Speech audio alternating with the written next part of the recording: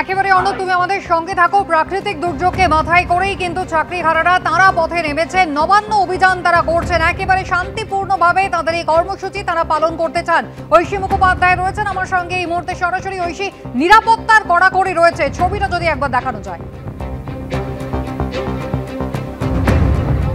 একেবারে কুসুমিতা, যোগ্য group C group D অধিকার মঞ্চের পক্ষ থেকে আজকে রাজ্যের সর্বোচ্চ প্রশাসনিক দপ্তর নবান্ন অভিযান, সেই নবান্নে তারা যাবেন এবং মুখ্যমন্ত্রীর সঙ্গে সাক্ষাৎ চেয়ে সুনির্দিষ্ট 4টি দাবিতে তারা আজকে এই আন্দোলন গড়ে তুলছেন এবং নবান্ন অভিমুখে একটি মিছিল নিয়ে যাবেন বলে জানাচ্ছেন। আমি সন্দীপ সাধুকাকে ছবিটা দেখাতে বলবো, যে এখানে রাজ্যের পুলিশ উপস্থিত রয়েছে এবং তারই সঙ্গে বিধাননগর কেন্দ্রিক, যেমনটা বলছিল অর্ণব আমাদের প্রতিনিধি, যে বিধাননগর কেন্দ্রিক যেহেতু এই আন্দোলন হয়, তাই সেক্ষেত্রে যাতে তাদেরকে চিহ্নিতকরণে কোনো রকম অসুবিধা না হয়, তাই সেক্ষেত্রে বিধাননগরের যিনি দায়িত্বে রয়েছেন ডিসি, তাকেও কিন্তু নিয়ে আসা হয়েছে এবং তারই সঙ্গে এখানে কিন্তু দেখা যাচ্ছে যে র্যাপিড অ্যাকশন ফোর্সও মোতায়েন রয়েছে, অর্থাৎ কোনো রকম বিশৃঙ্খলা যাতে সৃষ্টি না হয় তার জন্য কিন্তু পর্যাপ্ত পুলিশ এবং তারই সঙ্গে শরৎ সদনের সামনের এই সম্পূর্ণ এলাকাটি আপাতত ব্যারিকেড করে রাখা হয়েছে।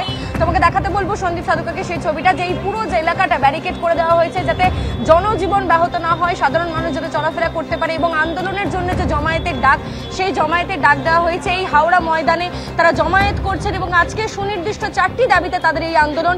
22 লক্ষ ওএমআর শিট প্রকাশ করতে হবে, 3394 যে সংখ্যাটা তারা বলছেন তারা যোগ্য, এটাই তাদের দাবি এবং তাদের যে সার্টিফাইড তালিকা, সেই তালিকা চেয়ে এর আগেও তারা এসএসসি ভবন অভিযান করেছেন, তারা শিক্ষা দপ্তরের সম্মুখীন হয়েছেন, বিকাশ ভবন অভিযান করেছেন, কিন্তু কোথাওই সুরাহা হয়নি। তাই আজকে মুখ্যমন্ত্রীর সাক্ষাৎ চেয়ে সেখান থেকে তারা চান যে তারা যে পরীক্ষা দিয়েছিলেন তাদের যে সার্টিফাইড তালিকা, তারা যে যোগ্য সেই তালিকা প্রকাশ করা। তোমায় জানিয়ে রাখি যে এই যে চাকরিহারা শিক্ষাকর্মীরা, তাদের কিন্তু স্কুলে যাওয়ার অনুমতি, সেই অনুমতিও মেলেনি। যারা চাকরি হারিয়েছেন শিক্ষকরা, তারা 31শে ডিসেম্বর পর্যন্ত স্কুলে ফিরতে পারবেন, পরীক্ষাতেও বসতে পারবেন, কিন্তু এদের ক্ষেত্রে দেখা গিয়েছে সম্পূর্ণ প্যানেল বাতিল হয়ে গিয়েছে এবং তারই সঙ্গে গ্রুপ সি গ্রুপ ডি কিন্তু নিয়োগের এখনো পর্যন্ত কোনো রকম নোটিফিকেশন বেরোয়নি। তাই একটা বলা যেতে পারে যে জীবন জীবিকা নিয়ে সংকটের মুখে পড়েই এখন নবান্ন অভিযানের ডাক দিয়েছেন তারা। একেবারে ধন্যবাদ অর্ণব, ধন্যবাদ। গতকাল কলকাতা হাইকোর্টে কিন্তু ধোপে টিকল না রাজ্যের সওয়াল। চিহ্নিত অযোগ্যদের নিয়ে কড়া কলকাতা হাইকোর্ট। নির্দিষ্টভাবে যারা চিহ্নিত অযোগ্য তাদের ছাড়াই কিন্তু এই নতুন নিয়োগ প্রক্রিয়ার নির্দেশ জারি করলো কলকাতা হাইকোর্ট। নির্দিষ্টভাবে চিহ্নিত অযোগ্য কেউ যদি আবেদন করে থাকেন তাহলে তাকে বাতিল বলে গণ্য করতে হবে, এমনটাই নির্দেশ দিয়েছে আদালত। চিহ্নিত অযোগ্য কেউ আবেদন করলে আজ থেকেই তা বাতিল বলে গণ্য। সুপ্রিম কোর্টের নির্দেশ মেনে করতে হবে নিয়োগ প্রক্রিয়া। নির্দেশ আদালতের।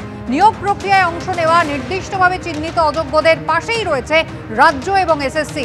সর্বোচ্চ আদালত কোথাও বলেনি নির্দিষ্টভাবে চিহ্নিত অযোগ্যরা নতুন নিয়োগ প্রক্রিয়ায় অংশ নিতে পারবেন না। হাইকোর্টে এমনটাই সওয়াল করেন এসএসসির আইনজীবী কল্যাণ বন্দ্যোপাধ্যায়। সর্বোচ্চ আদালতের নির্দেশ অনুযায়ী নির্দিষ্টভাবে চিহ্নিত অযোগ্যরা বয়সজনিত ছাড় পাবেন না। হাইকোর্টে সওয়াল করেন কল্যাণ বন্দ্যোপাধ্যায়। এত বড় দুর্নীতির অভিযোগ, যেখানে টাকা ফেরত দেওয়ার কথা বলেছে সর্বোচ্চ আদালত, তারপরও এমন বলবেন? কমিশনের এই ব্যাখ্যা প্রত্যাশিত নয়।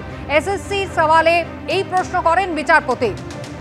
তদন্ত শেষ হয়নি, কিন্তু প্রমাণ কি হয়েছে? কারো কি দোষ প্রমাণ হয়েছে? কোন আইনে এদেরকে আটকানো হবে? সওয়াল করেন এসএসসির আইনজীবী কল্যাণ বন্দ্যোপাধ্যায়। যদি নির্দিষ্টভাবে চিহ্নিত অযোগ্যরা নতুন নিয়োগ প্রক্রিয়ায় অংশ না নিতে পারেন, তাহলে 2016 নিয়োগ প্রক্রিয়ায় অংশ নেওয়া অসফল চাকরি প্রার্থীরা তারাও অংশ নিতে পারবেন না, এমনটাই সওয়াল করেন এসএসসির আইনজীবী কল্যাণ বন্দ্যোপাধ্যায়। যে পর্যবেক্ষণ সুপ্রিম কোর্ট করেছে তা চাকরি খারিজ করার থেকেও ভয়ঙ্কর। দুর্নীতির জন্য চাকরি বাতিল করা হয়েছে জানিয়ে দিলেন বিচারপতি সৌগত ভট্টাচার্য।